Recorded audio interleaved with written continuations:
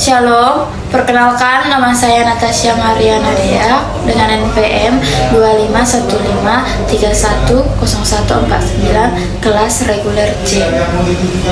Adapun yang saya presentasikan adalah mikroekonomi dengan materi pasar dan pemerintah dalam perekonomian modern.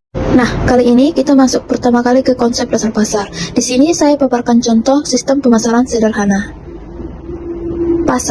Pasar adalah tempat atau situasi di mana penjual dan pembeli bertemu untuk melakukan transaksi jual beli barang atau jasa. Pasar tidak selalu berbentuk fisik, seperti pasar tradisional pada umumnya. Bisa juga berupa pasar online, yang mana transaksi terjadi secara digital. Ciri-ciri pasar tradisional: 1. Interaksi langsung. 2. Tawar-menawar. 3. Lokasi dan waktu. 4. Beragam barang. 5. Pembayaran tunai.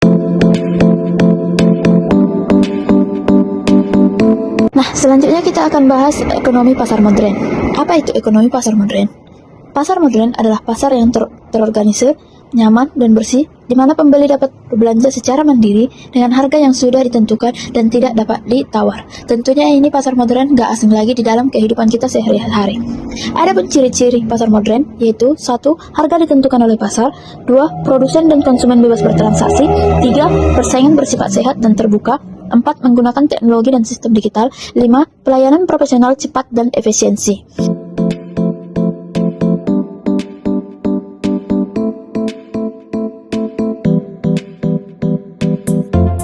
Nah, selanjutnya kita akan bahas globalisasi. Di dalam globalisasi, kita akan bahas integrasi ekonomi. Integrasi ekonomi adalah proses meningkatnya saling ketergantungan ekonomi antar negara di seluruh dunia melalui perdagangan barang dan jasa, arus modal, dan transfer teknologi. Hal ini menyebabkan batas-batas negara menjadi kabur dalam konteks ekonomi, menciptakan satu pasar global yang semakin terhubung, di mana pergerakan barang, jasa, dan lintas negara menjadi lebih cepat dan efisiensi. Dampak positif dan dampak negatif globalisasi. Pertama, kita bahas dampak positifnya. 1. Pertumbuhan ekonomi. Integritas ekonomi memungkinkan negara-negara untuk mengakses pasar yang lebih luas, meningkatkan ekspor, dan menarik investasi asing. 2. Transfer teknologi. Globalisasi memudahkan penyebaran pengetahuan dan teknologi antar negara. Dampak negatif. 1. Risiko krisis global.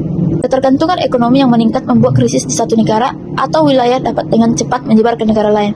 2. Ketimpangan ekonomi. Meskipun globalisasi dapat mendorong pertumbuhan ekonomi, manfaatnya seringkali tidak terdistribusi secara merata.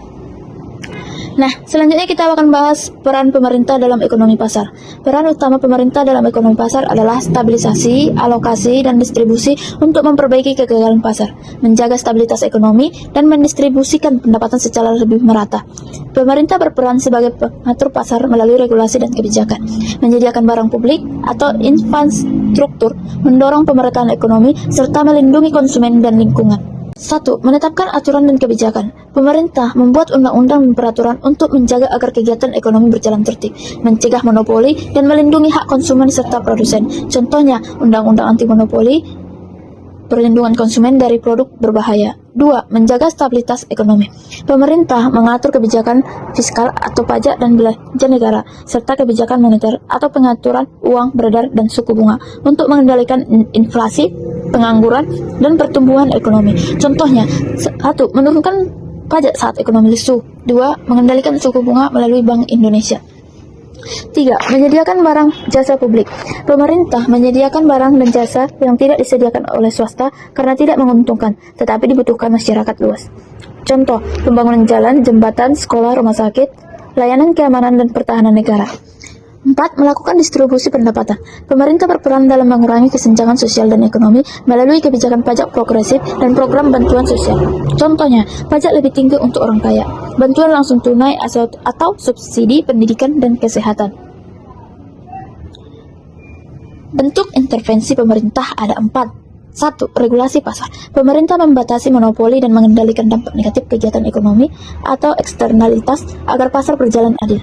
2. Investasi publik. Pemerintah berinvestasi pada sektor infrastruktur dan pendidikan untuk mendorong pertumbuhan ekonomi jangka panjang. 4. Kebijakan fiskal.